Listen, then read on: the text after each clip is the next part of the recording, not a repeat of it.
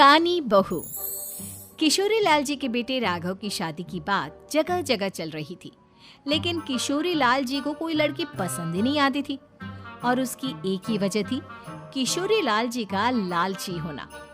उनको लड़की वालों से मोटा दहेज चाहिए था और इसी चक्कर में एक दिन वो एक बहुत पैसे वाले के घर अपने बेटे का रिश्ता लेकर पहुंचे। उस आदमी का नाम था ओम प्रकाश। देखिए किशोरी लाल जी, मेरी एक ही बेटी है और मेरी सारी संपत्ति जायदाद सब कुछ मेरी बेटी नैना का ही है। पापा, नाम से लगता है बहुत खूबसूरत होगी। कितना अच्छा नाम है ना, नैना। हाँ, वैसे बात तो सही है आपकी। अब इतना पैसा है, जमीन जायदाद है, इकलौती बेटी, आप भी क्या करेंगे? सब कुछ उसे ही देंगे ना। बिल्कुल ठीक पहचाना आपने। बस बेटी की शादी और सारी जायदाद उसके नाम। पापा, बिना देखे हाँ कर दीजिए ना। इतना अच्छा रिश्ता फिर कहाँ मिलेगा? माला माल हो जाएंगे हम। मैं अपनी बेटी को बुलाता हूँ। अरे नहीं नहीं नहीं नहीं, आपकी बेटी का नाम नैना है, सुनकर ही लगता है बहुत सुंदर होगी। रहने दीजिए अंकल, मैं तो आपकी बेटी के नाम से ही इतना खुश हो गया हूँ कि उसे बिना देखे शादी करने को तैयार हूँ। अब तो मैं उसका चेहरा सीधे शादी के बाद ही देखूंगा। और इस तरह राघव नैना का चेहरा नहीं देखता और उससे शादी कर लेता है। शादी के बाद अपनी सुहाग रात पर जब राघव नैना का घूंघट उठाकर देखता है तो नैना की आंखें बंद थी। कितने खूबसूरत हो तुम नैना, जरा अपनी आंखें खोलकर मेरी तरफ देखो तो सही। नहीं, मुझे शर्म आती है।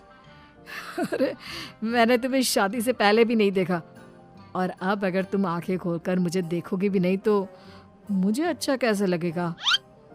इससे पहले कि नैना अपनी आंखें खोलकर राघव की तरफ देखती, अचानक से लाइट चली गई और राघव नैना को पूरी तरह से देख भी नहीं पाया।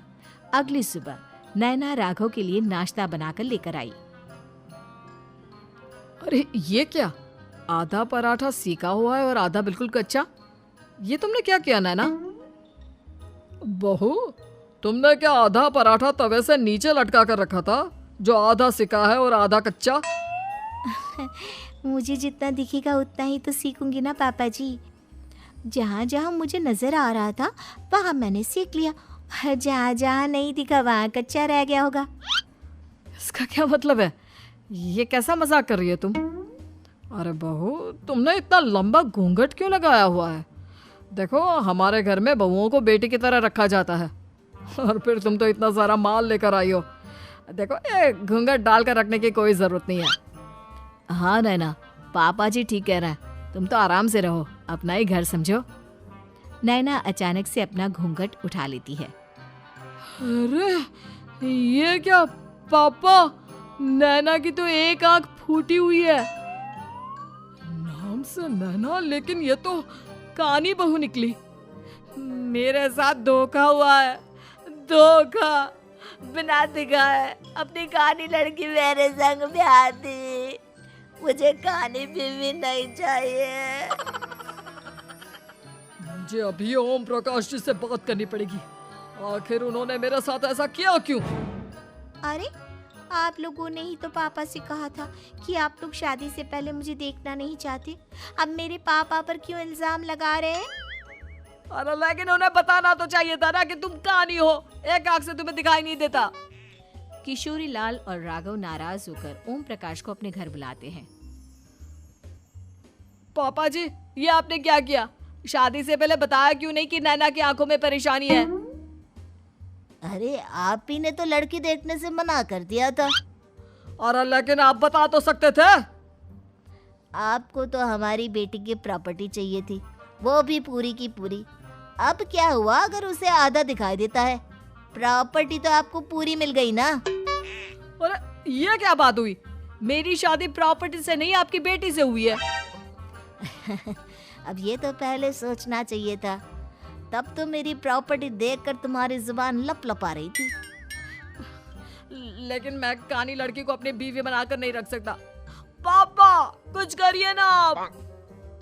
हाँ, करता हूँ। देखिए ओम प्रकाश जी, आप हमारे साथ ऐसा नहीं कर सकते। और तुम देखो, अगर तुमने मेरी बेटी से शादी तोड़ी ना, तो जो भी प्रॉपर्टी मैंने तुम्हें दी है वो तो पूरी की पूरी वापस ले ही लूँगा, और आधी प्रॉपर्टी तुम्हारी भी लूँगा। अरे मेरी आधी प्रॉपर्टी भला क्यों लेंगे आप? इसलिए क्योंकि मेरी बेटी को आधा नजर आता है और उसकी नजर अभी तक तुम्हारी आधी जायदाद पर ही पड़ी है। अब तुम उसे घर से निकालोगे तो कुछ तो लेकर जाएगी ना। और अगर हम आपकी बेटी को अपने घर की बहू बना कर रखे तो? तो तुम्हारी पूरी प्रॉपर्टी तुम्हारी ही रहेगी, और जो मैंने तुम्हें दिया है ना, उसमें से बस मैं आधा लेकर जाऊंगा। अरे लेकिन अब आप अपनी दी हुई प्रॉपर्टी में से आधी वापस क्यों लेकर जाएंगे? अगर मैं आपकी बेटी को अपनी पत्नी बनाकर रखने को तैयार हूँ तो? इसलिए ताकि भविष्य में अगर तुम मेरी बेटी को धोखा दो तो उसके पास कुछ तो रहे जो पति का हो। वैसे मेरे पास तो बहुत कुछ है, लेकिन अपने पति की कोई निशानी तो उसके पास होनी चाहिए ना। अब अगर तुमने मेरी बेटी को कहानी कहा तो तुम्हें प्रॉपर्टी भी कहानी ही मिलेगी, पूरी नहीं। जमाए राजा।